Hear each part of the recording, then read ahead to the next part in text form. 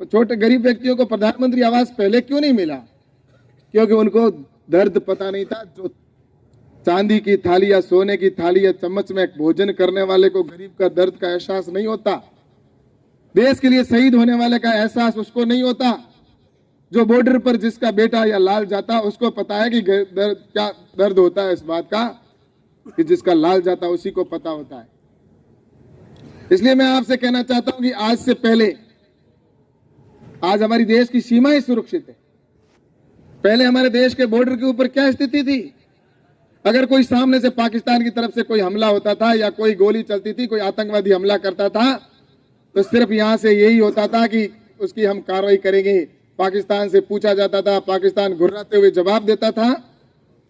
क्या जवाब देता था? कि हम जांच करवा रहे हैं। और अंत में कुछ भी जांच का निकले अर्थ, उससे पहले रिजल्ट आए, उससे पहले दूसरा हमला करके चले जाते और पहले को भूल जाते और दूसरे पर चर्चा शुरू हो जाती थी। ये हिंदुस्तान के अंदर हमने बरसों तक देखा, कोई जवाब नहीं दिया जाता था। लेकिन आज अगर कोई एक हमला करता है, एक सैनिक को अगर शहीद करता है, तो उसकी जगह पर 10 सर लाने का मादा रखते हैं, और वो भी अंदर घुसकर लाने का मादा रखते हैं, पाकिस्तान की सीमा के अंदर जाकर। आज भी वही है। लेकिन आज सैनिकों का सीना गर्व से चौड़ा हो चुका है। उनको पता है कि देश के प्रधानमंत्री नरेंद्र मोदी जी हमारे साथ खड़े हैं। जब दीपावली के दिन वो उनके साथ में सेना, अगर सैनिकों के साथ में कोई प्रधानमंत्री रात बिताता है या उनके साथ दीपावली मनाता है, तब देश के सैनिक को लगता है कि हमारे प्रधानमंत्री जी हमारे साथ खड़े हैं। पहले कोई गोली भी चलाते थे तो उनको दिल्ली से परमिशन लेनी पड़ती थी। आतंकवादी सामने गोली चला रहा है, सेना की तरफ से, पाकिस्तान की तरफ से सीज फायर तोड़ते हुए वहां से गोलियां आ रही है, वहां से बम चल रहे, लेकिन हिंदुस्तान के सैनिकों को दिल्ली से परमिशन लेनी पड़ती थी कि आप हमें हम परमिशन दो, उधर से फायरिंग हो रही है। वो गोली का उसका जब तक वो वहां से परमिशन देते, तब तक तो हमारे 2-4 सैनिक शहीद हो जाया करते थे। भाई साहब, सही कह रहा हूं, गलत कहता हूं? और उसके बावजूद भी अगर उनको परमिशन मिलती तो भी गोलियों का हिसाब पूछा जाता था। एक एक गोली का हिसाब पूछा जाता है, कितनी गोली किधर से चली, क्यों चलाई, कैसी आवश्यकता पड़ी, और उसके टोपियां जमा कराओ पूरी। ये हालात है इस देश के अंदर। और देश के सैनिक मुझे ये चीज कहते हैं, तब मैं ये चीज सारी कह रहा हूं कि हमारे ये हालात थे। लेकिन अब आपको पता है, देश के सैनिकों को छूट दे रखी है। अगर दुश्मन देश की तरफ से कोई भी अगर एक गोली आए तो दिल्ली से परमिशन की जरूरत नहीं है। जितनी आए उससे ज्यादा गोलियां चलाते हुए, और जितने आए उतने उड़ा दो, उसके लिए फुल छूट दे रखी है। तो ये नरेंद्र मोदी जी ने छूट दी है। आप और हम सब जानते हैं, पहले हमारा सैनिक अगर कोई पाकिस्तान में भूल से भी चला जाता तो उसका गला काट दिया जाता था, उसकी आंखें निकाल दी जाती थी, उसके कान काट लिए जाते थे, अंग का एक एक बोटी करके, और हिंदुस्तान के सैनिकों को तोहफे के अंदर उसका सर दिया करते थे, ये ले जो आपका तोहफा।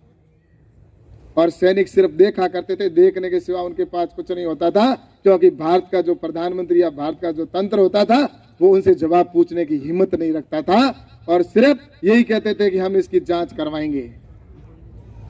लेकिन अभी आपने देखा होगा, हमारा अभिनंदन जब पाकिस्तान की सीमा में विमान क्रैश होता है और वहां जाकर गिर जाते हैं, और जब वहां जाकर गिरते हैं ना, तब वो भारत माता की जय और वंदे मातरम के नारे लगाते हैं, तो सामने से कोई आवाज नहीं आती है। तब वो समझ जाते हैं कि शायद मैं पाकिस्तान की सीमा में हूं, और ये समझकर अपने पास जो सबूत होते हैं उनको जाकर पानी के अंदर तालाब में गिराने का और नष्ट करने का काम करते हैं। तभी पाकिस्तान के सैनिक पहुंच जाते हैं, और पाकिस्तान के सैनिक आकर उनको घेरते हैं, और उस समय पकड़कर जब लेके जाते हैं, पूरे देश में शोक की लहर छा जाती है। हमारा अभिनंदन कभी अब वापस आएगा, इस बात का प्रत्येक व्यक्ति को दर्द था, हर व्यक्ति चिंतित था। और ऐसे समय में प्रधानमंत्री नरेंद्र मोदी जी आए और मीडिया के अंदर कहा, और ललकारते हुए कहा, ऐसे ही नहीं कहा जैसे पहले प्रधानमंत्री मिमियाते हुए बोलते थे, ललकारते हुए कहा कि सुन ले पाकिस्तान, अगर मेरे अभिनंदन को 24 घंटे में वापस नहीं सौंपा तो पाकिस्तान को नक्शे से गायब कर दूंगा। और झक मराकर 24 घंटे के अंदर अभिनंदन को सम्मान पूर्वक भारत को सौंपना पड़ा। ये हिंदुस्तान अब हमारा है। इस हिंदुस्तान को हम, भारत माता की, इस हिंदुस्तान को हम आगे देखना चाहते हैं, बढ़ता हुआ। भारत के प्रत्येक नागरिक को अगर गर्व से ऊंचा होना देखना चाहते हैं तो एक ही पार्टी है और वो है राष्ट्रवादी विचारधारा की पार्टी भारतीय जनता पार्टी। और हमारा जो एनडीए का गठबंधन है उनकी एक ही सोच है कि हमारा देश आगे बढ़ना चाहिए और उसके लिए सबसे पहले आवश्यकता है पंजाब की, क्योंकि पंजाब आज जिस पाकिस्तान के बॉर्डर पर है, राजस्थान पाकिस्तान के बॉर्डर पर है, ऐसे राष्ट्रों के अंदर जो पाकिस्तान की सीमा पर है वहां पर राष्ट्रवादी विचारधारा के सरकार होना बहुत जरूरी है। आज आपने देखा होगा, मैं भी बॉर्डर से आता हूं, मेरी कॉन्स्टिट्यूंसी है बाड़मेर जैसलमेर, पाकिस्तान की सीमा पर हमने भी युद्धों को झेला है, 71 का युद्ध और 65 का युद्ध झेला है, आपने भी यहां पर झेला है उस समय के लोगों ने। और उससे पहले इस देश की आजादी दिलाने के लिए उन्होंने क्या ऐसा सोचा था, इस देश के अंदर ऐसा नेतृत्व आएगा भविष्य में? इस देश की आजादी के लिए जिन्होंने बलिदान दिया था, इस देश की आजादी ऐसे ही नहीं मिली है कि आसानी से आजादी मिल गई। इस देश की आजादी के लिए अपन सुभाष चंद्र बोस, भगत सिंह, सुखदेव, राजगुरु, अशफाक उल्लाह खान जैसे लोगों के हम नाम जानते हैं, लेकिन इस देश की आजादी के लिए ऐसे अनगिनत नाम है। 6,32,000 से अधिक देश के नागरिकों ने जान दी, तब जाकर भारत आजाद हुआ। ऐसे ही खैरात में आजादी नहीं मिली है। और ये चंद लोग जिस तरह से इस देश को लूटने का काम किया, भारत माता के टुकड़े करने का काम करने वाले लोगों को अब वो समय आ चुका है, अब ऐसा एक नेतृत्व आ चुका है नरेंद्र मोदी जी के नेतृत्व में कि भारत विश्व गुरु बने। और निश्चित रूप से हम सब अपनी आंखों से देखेंगे भारत के अंदर भारत का जो पताका है पूरे विश्व में फहराई जाएगी और भारत की प्रतिष्ठा पूरे विश्व में होगी।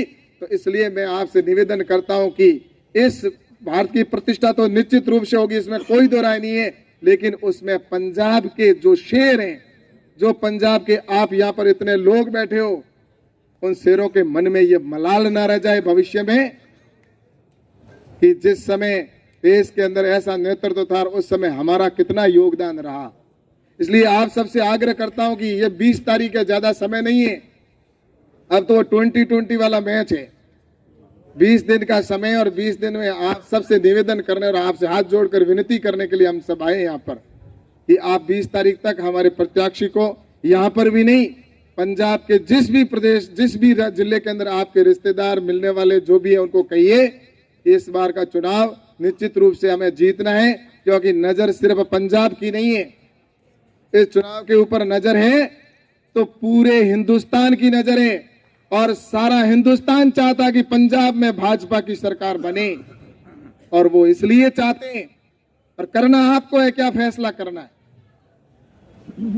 अगर यहाँ पर प्रत्याशी हमारे जीतेंगे, अगर पंजाब में सरकार भारतीय जनता पार्टी की गठबंधन की बनी, तो पटाखे हम फोड़ेंगे। जिस दिन रिजल्ट आएगा उस दिन हर घर में हमारे दिवाली जैसा माहौल होगा, हम सब खुशियां मनाएंगे।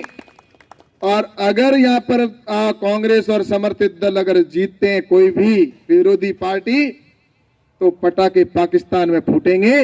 अब आपके सामने सवाल है कि आपको खुशियां हिंदुस्तान को देनी है या पाकिस्तान की हमारा दुश्मन देश है उसको खुशियां देना चाहते हो, आपको तय करना है। हमारे जिस दिन रिजल्ट आए उस दिन हमारे हिंदुस्तान में पटाखे फूटे या ना फूटे, दीपावली जैसा माहौल यहाँ पर हो या ना हो। इसलिए हाँ, आप सब पाकिस्तान को खुशी देना चाहते हो क्या? नहीं चाहते हो तो अब से संकल्प लेकर घर घर जाकर और आने वाले इस चुनाव में 20 तारीख को आप अपने कमल के फूल पर वोट दिलाकर आप सब जीता कर भेजें, ऐसा निवेदन मैं आप सबसे करता हूं।